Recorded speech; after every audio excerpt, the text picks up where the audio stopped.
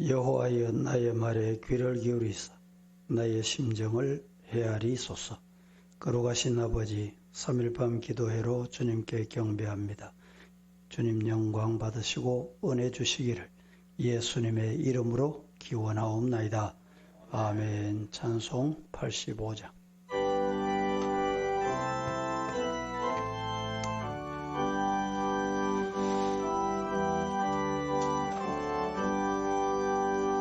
구주를 생각만 해도 이렇게 좋거든. 주 얼굴 뵈올 때에야 얼마나 좋으려. 만민의 구주 예수의 귀하신 천지에 있는 이름 중 비할 데 없도다. 참 회개하는 자에게 소망을 되시고 구하고 찾는 자에게 기쁨이 되신다.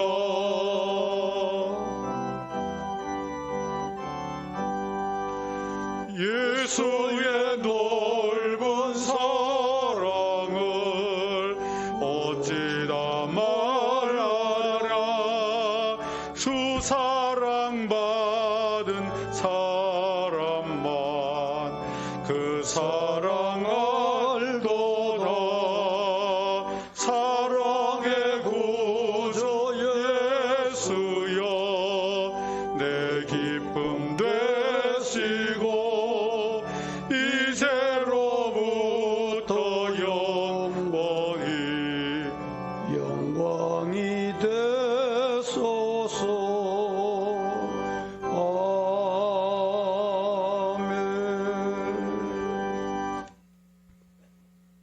사랑과 은혜가 많으신 하나님 아버지, 이 우주 만물을 통치하시고 지금도 살아계셔서 우리 인간의 생사화복을 주관하신 하나님 아버지, 주여 네 감사합니다. 코로나 감염으로 인해서 굉장히 예배 보는 것도 위협적으로 느껴지고 만나는 것도 어렵게 생각되지만은 예배를 통해서 또 이 시간에 주의 제에 나서 예배를 드릴 수 있게 된 귀하고 놀라우신 은혜 감사합니다. 우리 만세부터 죄인된 이 자를 하나님께서 먼저 택하셔서 예수의 그 피 흘리신 사랑으로 인해서 우리를 구원하시고 영생을 주신 귀하고 놀란 은혜, 오직 우리가 드릴 수 있는 것은 감사와 영광과 찬양밖에 없고, 또 우리에게 행하신 이 놀라운 일을 생각할 때에 오직 경탄스러운 그 일밖에 없습니다. 주님 감사드립니다. 아버지 하나님, 코로나 감염으로 인해서 교회에 만나지도 못하고 또 나오지도 못하고 두려움 속에 떠는 우리 성도들도 많이 있습니다. 아버지, 그렇지만은 우리가 먼저 된 자로서 말씀과 삶의 계리로 인해서 믿음으로 보여주지 못한 것으로 우리의 자녀도 교회를 떠나고 또 우리 친척과 혈육들도 우리의 모습을 보고 예수를 믿고자 하지 않는 이 어려운 시대에 이제서야 비로소 하나님이 살아계시고 이 말씀을 증거를 우리의 그리스도인들이 다 보여줄 수 있게 하시고 신천지 사이비를 통해서 폭로된 이 가짜를 보고 다시 한번 진실로 예수 그리스도를 구주로 믿는 복음이 정말로 전해질 수 있게 도와주시옵소서. 하나님 아버지, 주님은 지금도 말씀하십니다. 너는 무엇을 구하느냐 말씀하십니다. 아버지 하나님, 선거가 끝나고 거대 야당과 여당과 야당이 있고 나라 정치가 있지만은 코로나로 인해서 전 세계가 혼란 속에 있으며 불확실성한 시대와 미래에 아무것도 장담할 수 없는 어려운 시대에 우리가 있습니다.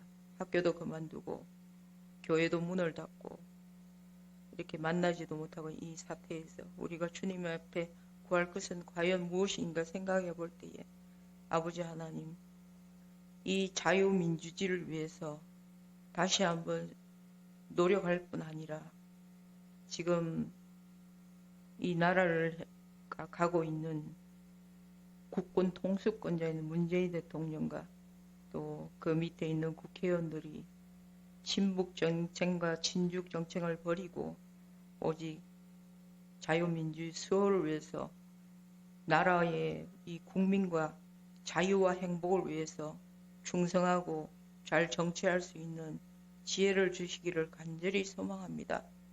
그리고 앞으로도 우리가 이 코로나 감염으로 인해서 굉장히 위험한 시대에 있지만은 우리에게 이 두려움을 떨쳐버리고 오직 하나님을 의지하는 믿음을 가지고 이번에 이 사태를 통해서 깨달은 바는 하나님이 없으면은 우리는 그야말로 무지하고 죽을 수밖에 없는 그런 존재이라는 것을, 그래서 이 세계에 다시 한번 하나님의 통치가 이루어지고 하나님 나라가 건설되는 위대한 은혜가 우리가 소망하는 바요, 우리가 기대하는 바요, 우리를 미래를 향해서 나아가야 될 믿음의 발걸음인 줄 믿습니다.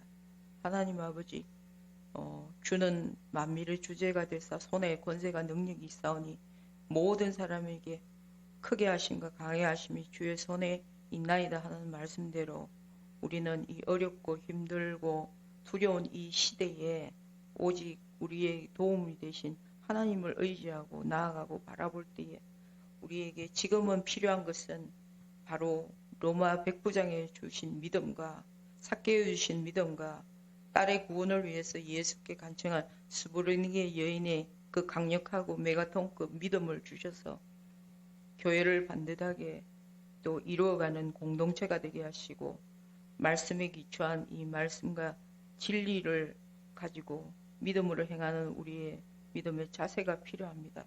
주님 도와주시옵소서. 오늘 김창현 목사님이 설교하실 때에 큰 은혜가 되게 하시고 다시 한번 깨닫는 시간이 되도록 도와주시며 우리 대구 서구교회 모든 성도와 이 가정들을 지켜 보호하여 주기를 간절히 소망할 때 주 예수님 이름으로 기도합니다. 아멘.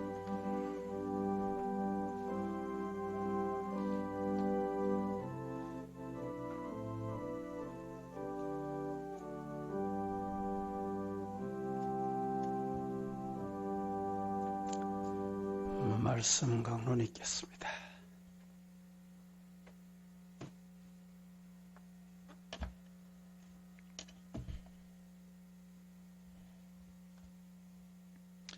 요한복음 6장 41절에서 59절 말씀입니다.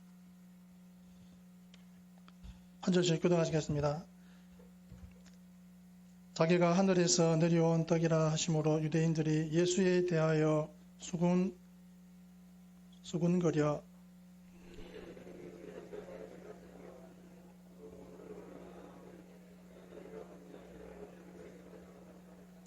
예수께서 대답하여 이르시되 너희는 서로 수군거리지 말라.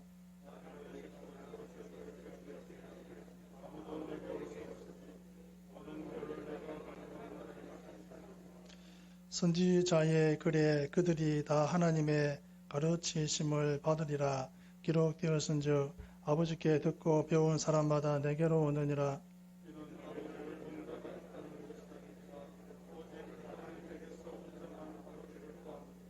진실로 진실로 너희에게 이르노니 믿는 자는 영생을 가졌나니 너희 조상들은 광야에서 만나를 먹었어도 죽었거니와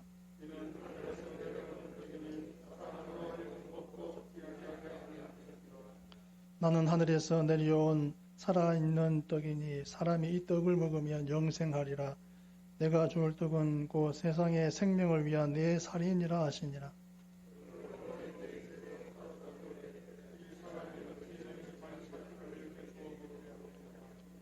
예수께서 이르시되 내가 진실로 진실로 너희에게 이르노니 인자의 살을 먹지 아니하고 인자의 피를 마시지 아니하면 너희 속에 생명이 없느니라.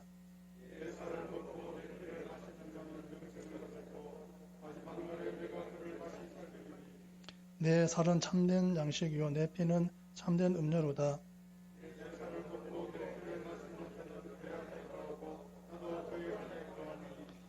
살아계신 아버지께서 나를 보내심에 내가 아버지로 말미암아 사는 것 같이 나를 먹는 그 사람도 나로 말미암아 살리라.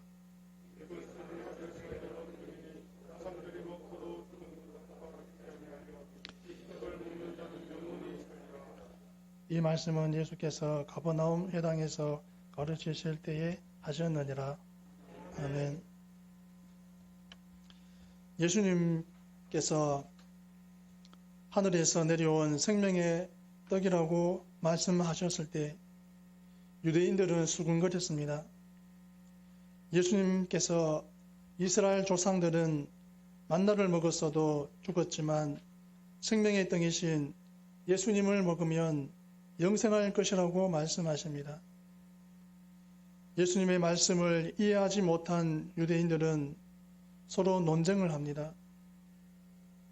예수님께서 인자의 살과 피를 먹고 마시는 자는 영생을 얻고 주님과 연합하게 될 것이라고 말씀하십니다. 예수님은 생명의 떡입니다. 광야에서 매일 만나를 먹었던 이스라엘 백성들은 다 죽었지만 생명의 떡이신 예수님을 먹는 자들은 죽지 않습니다. 먹게 하는 살이 되겠다고 하신 뜻은 곧 달리실 십자가의 죽음을 예고하셨습니다. 그러므로 생명의 떡을 먹는 자들이란 생명을 내어주신 예수님의 사랑을 믿는 자들입니다. 성도님들은 예수님의 생명을 내어주신 십자가의 사랑으로 생명을 얻고 하나님의 자녀가 되었습니다. 예수님은 영원한 생명을 주는 참된 양식이며 참된 음료입니다. 예수님은 썩을 양식을 위해 일하지 말고 영생하도록 있는 양식을 위해 하라고 말씀하셨지만 사람들은 죽을 몸을 배부르게 할 썩어질 양식만 바랐습니다. 예수님의 살을 먹고 피를 마셔야만 영혼이 굶주리지 않게 됩니다. 그러나 단순히 물리적으로 이해하여 말도 안 된다고 수군거렸던 무리들에게 예수님이 달리실 십자가는 가치 없는 죽음에 불과했습니다. 참된 양식, 참된 음료이신 예수님 안에 거하는 자들에게 십자가는 영생으로 인도하는 유일한 길입니다. 유대인들의 어리석은 생각이 우리의 삶에서 반복되지 않도록 중요한 교훈으로 삼으십시오. 말씀을 오해하지 않아야겠습니다. 바르게 깨달아야 바르게 믿을 수 있고 바르게 살아갈 수 있습니다. 45절에서 46절 말씀을 보시면 선지자의 글에 그들이 다 하나님의 가르치심을 받으리라 기록되었은즉 아버지께 듣고 배운 사람마다 내게로 오느니라. 이는 아버지를 본 자가 있다는 것이 아니라 오직 하나님에게서 온 자만 아버지를 보았느니라. 아멘. 예수님만이 하나님으로부터 직접 오신 세상의 유일한 독보적 존재입니다. 아버지께 듣고 배운 사람마다 내게로 오느니라고 했습니다. 그러나 이것은 오해의 소지가 있는 말씀입니다. 다시 말해서 하나님을 직접 뵙고 직접 가르침을 받은 자가 따로 있는 것처럼 들리는 말씀이란 말입니다. 그래서 예수님께서는 이렇게 덧붙이셨습니다. 이는 아버지를 본 자가 있다는 것이 아니니라. 오직 하나님에게서 온 자만 아버지를 보았느니라. 이것은 대단히 중요한 말씀입니다. 이것은 오늘 우리의 믿음의 시금석이 되는 말씀입니다. 우리의 믿음은 이 말씀의 기초 위에 있습니다. 오늘날 아무리 믿음이 좋을지라도 이 말씀에 의해 시험 받지 않으면 안 됩니다. 이 말씀을 정말로 진리로 받아들이는지 안 받아들이는지 있는지 하는 것이 우리 신앙의 신실성 여부를 가늠합니다. 죽은 유대인들도 하나님을 믿습니다. 그러나 그들의 믿음은 헛됩니다. 아무 의미가 없는 믿음입니다. 왜 그렇습니까? 그들은 이 말씀을 받아들이지 않기 때문입니다. 그들은 예수님이 하나님으로부터 직접 오신 이 땅의 유일한 독보적인 존재라는 것을 믿지 않습니다. 예수님만이 이 땅에 존재하는 유일한 하나님과 인간 사이의 중보라는 사실을 믿지 않습니다. 옛날에도 믿지 않았고 지금도 믿지 않습니다. 그들이 예수님보다 더 크게 생각하는 인물이 모세입니다. 그러나 모세를 보십시오. 그가 하나님을 보았습니까? 성경에 따르면 그는 하나님을 보기는 보았습니다. 그러나 얼굴을 본 것이 아닙니다. 성경의 기록에 따르면 등을 보았다고 했습니다. 왜 그렇습니까? 하나님의 얼굴을 보면 죽어야 하기 때문입니다. 그렇습니다. 죄인으로 난 인간 중에 하나님의 얼굴을 보고 살 자가 없습니다. 그래서 이사야 선지자도 성전에서 환상 중에 하나님의 임재를 배웠고 망하게 되었다고 하였습니다. 이에 반해 우리 예수님은 어떤 분입니까? 하나님의 얼굴을 보신 정도가 아닙니다. 그는 하나님 얼굴의 광채 그 자체이십니다. 하나님 영광의 본체이십니다. 그는 하나님으로부터 직접 이 세상에 오셨습니다. 그리고 지금은 하나님께로 돌아가 그의 우편에 계십니다. 그는 이 오고 가는 전 과정을 통해 하늘과 이 땅 사이에 유일한 길을 마련하셨습니다. 유대인들은 이것을 믿지 못했습니다. 본문에서 보듯이 예수님이 3년간 그렇게 가르치셨고 또 사도들이 그들에게 생명을 가지고 다가가 그렇게 외쳤건만 그들은 결국 받아들이지 않았습니다. 이것이 기원 후 70년에 그들이 로마에 의해 망해야 했던 이유였습니다. 그렇습니다. 이것을 받아들이지 못하면 누구라도 망하게 되어 있습니다. 아무리 신앙의 탈을 쓰고 있다고 하더라도 그는 살 수가 없습니다. 이 세상에서 살아있는 것처럼 보일지라도 이미 영원한 죽음 가운데 있습니다. 그러므로 우리는 오직 예수님께서 하나님께로부터 오신 유일한 존재요, 유일한 중보자이신 것을 믿고 예수님을 구주로 영접함으로 영원한 생명을 누리시길 바랍니다. 50절에서 51절 말씀을 보시면 이는 하늘에서 내려오는 떡이니 사람으로 하여금 먹고 죽지 아니하게 하는 것이니라. 나는 하늘에서 내려온 살아있는 떡이니 사람이 이 떡을 먹으면 영생하리라. 내가 줄 떡은 곧 세상의 생명을 위한 내 살이니라 하시니라. 아멘. 성도가 세상을 살아가는 힘의 원천은 하늘로서 옵니다. 하늘에서 내려오는 떡이 강조되는 것을 볼 수 있습니다. 그리고 마지막에는 예수님은 이렇게 말씀하십니다. 내가 줄 떡은 곧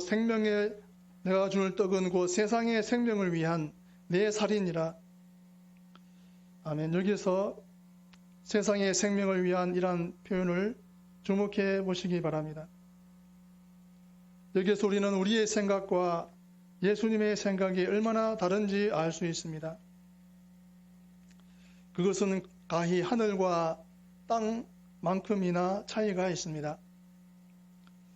우리가 생각할 때에는 세상을 살아가기 위해서는 떡이 있어야 한다고 생각합니다. 떡이 있어도 당장 먹을 만큼만 있으면 안 됩니다. 원대로라면 죽을 때까지 먹을 만큼 넉넉히 있어야 한다고 생각합니다. 왜 광야의 이스라엘 백성들이 모세의 특별한 명령이 있었는데도 만나를 하루에 기준치 이상을 거두었습니까? 양식은 있을 때 많이 확보해 두어야지, 안 그러면 나중에 어떻게 될지 미리 염려했습니다. 이것이 어찌 그들만의 생각이겠습니까? 오늘 우리가 왜 학차까지 벌어서 은행 잔고를 늘려갑니까? 돈이 확보되어야 우리가 살고 우리 식구가 산다는 것을 알기 때문입니다. 그러나 이러한 생각을 가지고 있는 우리에게 예수님이 하시는 말씀이 무엇입니까? 사람의 생명이 그 소유에 넉넉한 데 있지 아니하니라는 말씀입니다. 왜 하나님께서 모세를 통해 이스라엘 백성들로 하여금 만나를 기준치 이상을 초과해서 거두지 못하게 하셨습니까? 왜 하나님께서는 그들이 명령을 어기고 초과해서 양식을 거두었을 때에 그것을 썩게 하셨습니까? 하나님이 남 가진 것을 참아 두고 보지 못하는 괴팍한 성품을 가지셨기 때문입니까? 아닙니다. 하나님께서 정말 중요한 것을 가르치시기 위해서였습니다. 그것은 생명은 하늘로서 온다는 것을 가르치시기 위해서였습니다. 우리가 세상을 살아가는 힘은 양식이나 돈에 있는 것이 아니고 오직 하나님으로부터 공급된다는 것을 가르치기 위해서였습니다. 그렇습니다. 우리가 이 땅을 살아간다고 해서 그 힘의 능력이 땅에 있는 것이 아닙니다. 왜 이 땅이 이렇게 다툼과 질투와 범죄로 가득합니까?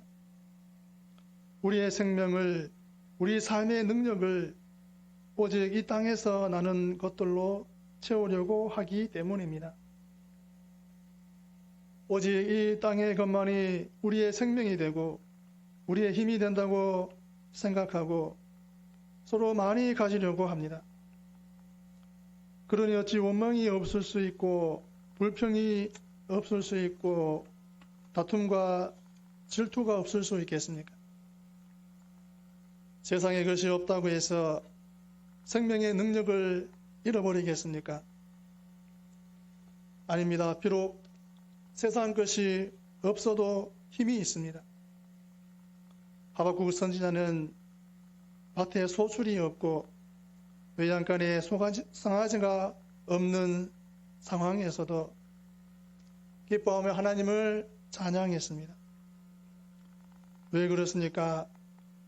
세상의 것은 우리로 하여금 다투는 힘을 공급하지만 하늘로부터 오는 능력은 우리에게 사랑과 희생과 용서와 이해와 겸손의 능력을 공급합니다. 어떤 고난도 넉넉히 견뎌낼 인내의 능력을 공급합니다. 그러므로 성도가 정말 확보하고 메어 달릴 곳이 있다면 어디겠습니까? 하늘인 줄 믿으시기 바랍니다. 하늘로서 오는 양식이라고 해서 나중에 하늘에서 살라고 주시는 양식이고 능력이 아닙니다. 만나가 이스라엘 백성들로 하여금 그 험한 광야에서 살아낼 생명과 능력을 주었듯이 오늘 예수 그리스도를 통해 주시는 하늘 양식 역시 광야와 같은 이 땅을 살아갈 우리에게 주시는 능력이요 양식입니다. 58절 말씀을 보시면 이것은 하늘에서 내려온 떡이니 조상들이 먹고도 죽은 그것과 같지 아니하여 이 떡을 먹는 자는 영원히 살리라. 아멘. 예수님은 유효 기간이 무한한 인류의 영원한 생명 양식입니다. 예수님은 자신을 다시금 하늘로서 내려온 떡이라고 소개하시면서 그것은 조상들이 먹고도 죽은 것과 같지 않다고 말씀하셨습니다. 여기에서 예수님은 우리에게 매우 중요한 것을 말씀하고 계십니다. 우선 여기에서는 두 가지가 선명하게 나타납니다. 첫째는 예수님 자신과 만나의 유사성이요. 둘째는 그 차이입니다. 먼저 유사성은 둘 다 하늘로부터 내려왔습니다. 하늘로부터 내려왔다는 데에서는 둘 다 동일했습니다. 만나도 하늘로부터 왔습니다. 그것은 분명히 땅에서 나는 음식이 아니었습니다. 사람들이 씨를 뿌리고 재배해낼 수 있는 음식이 아니었습니다. 그런 점에서 사람들의 호기심을 사로잡았습니다. 하지만 그 만나가 예수님과 다른 점은 거기에는 생명이 없었습니다. 사실은 만나가 하늘에서 내려왔다는 사실보다 더 중요한 것이 이것입니다. 결정적으로 거기에는 영원한 생명이 없었습니다. 그렇다면 그것이 이 땅에서 나는 음식과 다를 바가 무엇입니까? 없습니다. 사람을 변화시키지도 못하며 사람들에게 영원한 생명을 주지도 못합니다.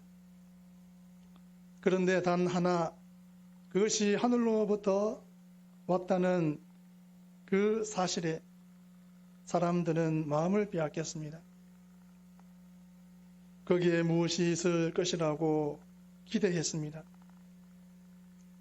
그러나 유대인 조상들이 만나를 먹은 광야 40년의 세월은 무엇입니까?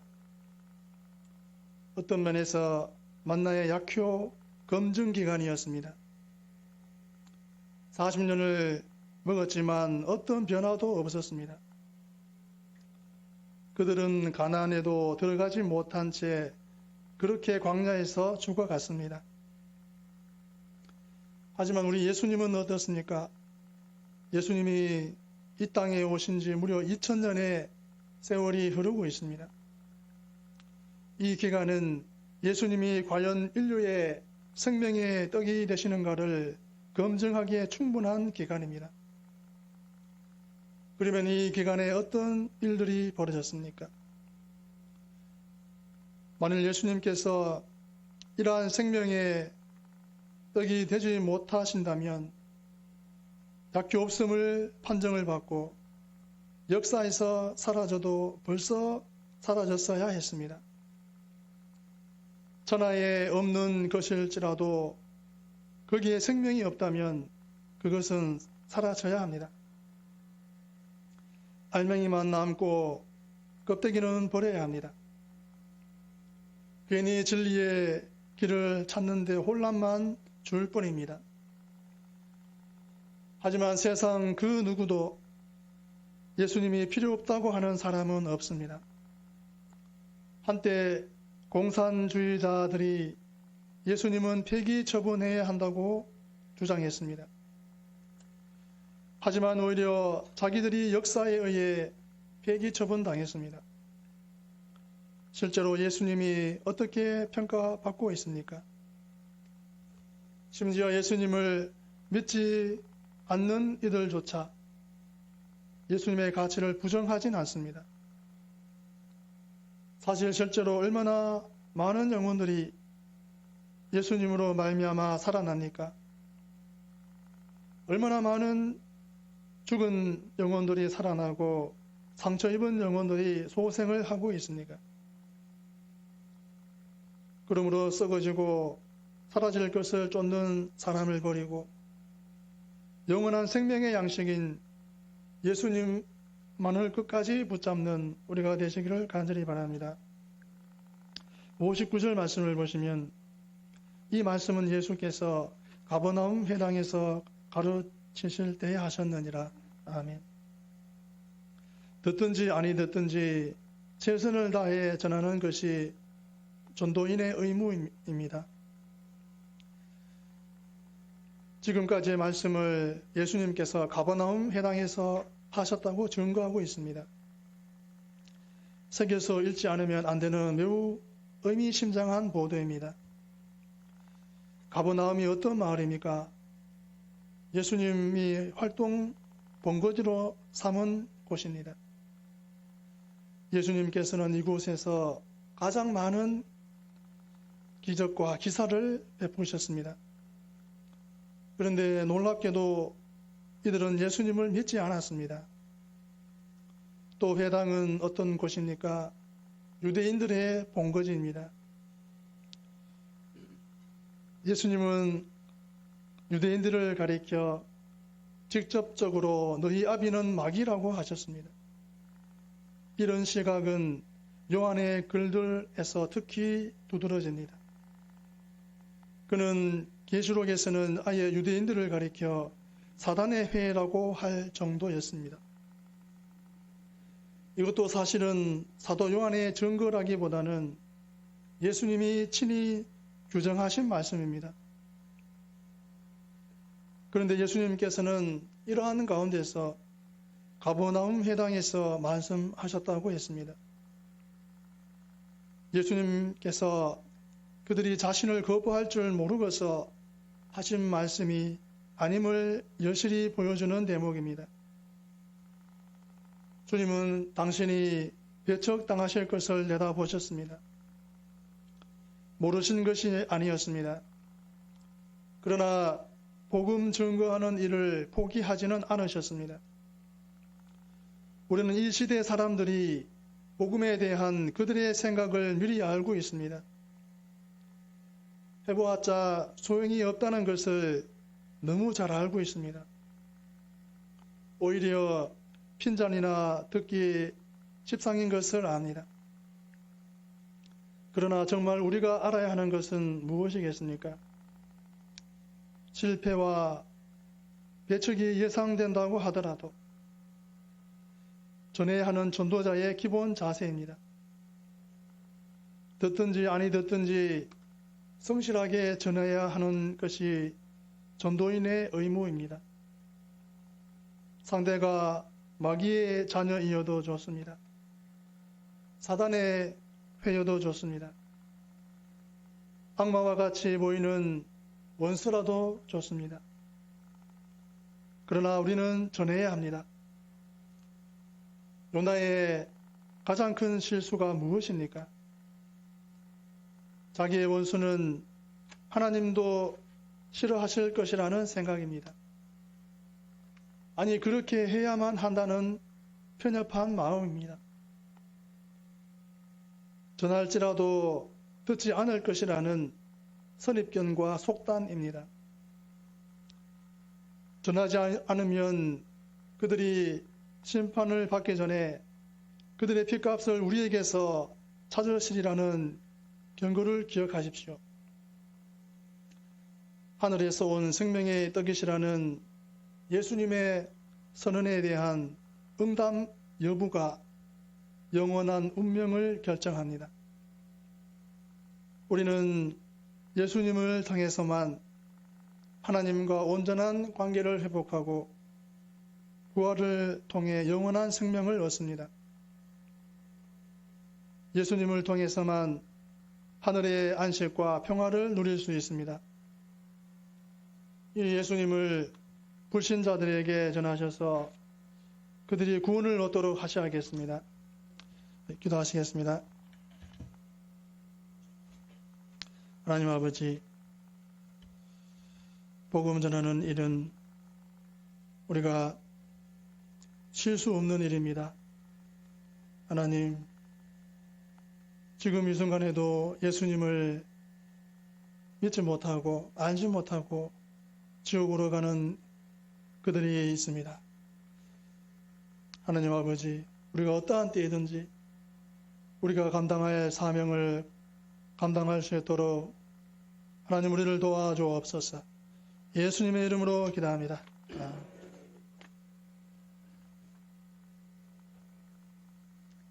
86장 찬송하십시다.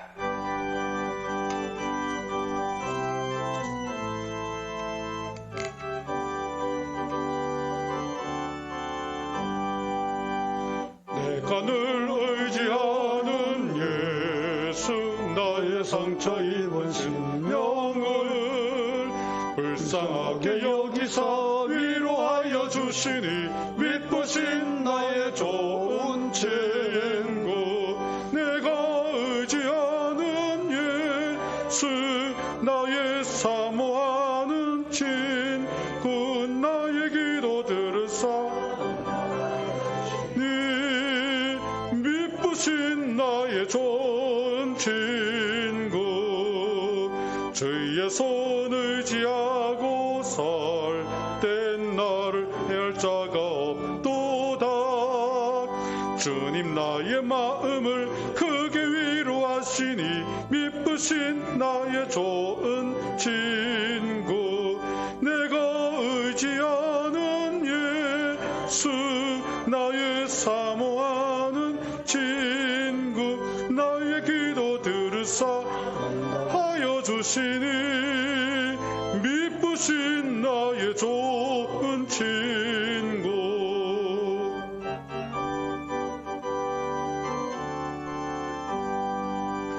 내가 요단강 건너가며 마음이 두려워서 떨 때도 주가 인도하시니 어찌 두려워하랴. 미쁘신 나의 좋은 친구.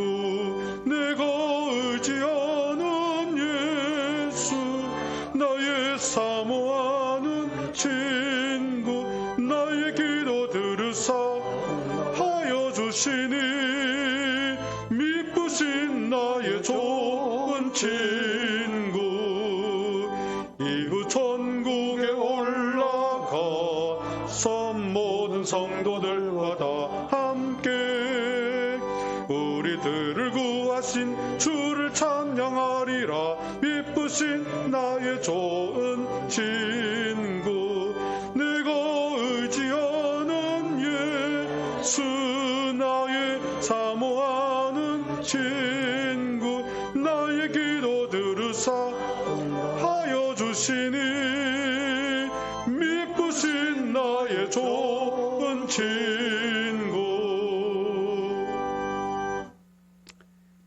1000번째 진풍자 전도사님, 감사함과 즐거움을 주시기를 이점숙 집사님 A, 11조 이점숙 집사님 A 집사님 드렸습니다. 내일 공휴일이고 5월 1일은 또 근로자의 날로 근로인들은 그날은 또 쉬게 되는데 다음에 5월 첫 주일입니다. 마음 같으면 5월 첫 주일부터 정상 예배가 되면 좋겠다 기도하고 있는데 정책이 사회 국가 정책이 또 그렇지 않아서 어린이 주일, 어버이 주일 같은 경우는 한 주간씩 늦추어도 되고 조정해도 되니까 이번 토요일쯤에 결정해서 통보를 드리겠습니다. 하루속히 정상이 이 10주째입니다. 10주. 다가오는 주일까지 정상 예배가 안 되면 11주 차가 됩니다. 이 적은 날들이 아닙니다. 우리 성도님들 또 이 자리에 오신 분들은 본인의 신앙을 본인이 잘 지키고 계시겠지만 그렇지 못한 분들, 여러분들이 이럴 때에 문자도 한 번씩 나누시고 또 이 기간 동안에 이 장례도 참 많았습니다. 많고 이제 장례를 교육자들은 가서 해야 되잖아요. 해야 되는데 교인들은 한 사람도 안 오고 이래 장례하는 경우가 있고 또 가고 싶어도 못 가게 된 경우도 그런 장례식이 또 있었습니다. 아무튼 여러분들 신앙도 또 가족들 또 주일 출석하지 못하시는 분들 영상을 늘 드리는데 영상 횟수를 보면 대충 압니다. 이제 사진을 보낸 가족들 보니까 혼자 예배를 드리는데 찍었다 이 말은 두 사람이 있었다는 말이거든요. 근데 이제 7명 가족들이 앉아서 예배 드릴 가정도 있습니다. 그래 보면 이 조회수가 우리 성도들 다 예배는 드리고 있다. 저는 그렇게 믿고 있습니다. 다만 주일 오전 또 오후 이렇게 다 가정 예배를 못 드리더라도 성경도 읽으시고 또 하늘의 만나도 하시고 개인 경건 훈련을 잘 하시기를 바랍니다. 오늘은 축도하고 폐하도록 하겠습니다. 지금은 예수 그리스도의 은혜와 아버지의 사랑과 성령의 교통하심이 영원토록 함께 있을지어다. 아멘.